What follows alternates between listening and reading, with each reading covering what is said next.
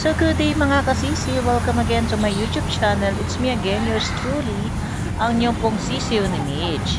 So kami pong magkakaibigan ay nagplan po na kumain dito po sa may checkpoint Calamba, Laguna. Bago lang po ito sa aming paningin kasi kalamitan po ng aming kinakainan ay puro po doon sa SM, which is yung All For You. Ngayon naman po ay nagtripan na po po namin mag-ibang bar. Alam niyo na gutom na naman ang mga madawin.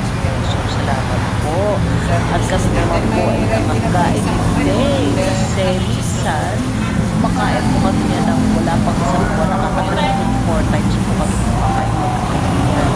Tara, silipin po natin yung natulala yung kami ng so, napalagay po namin, sulit naman po yung kinain.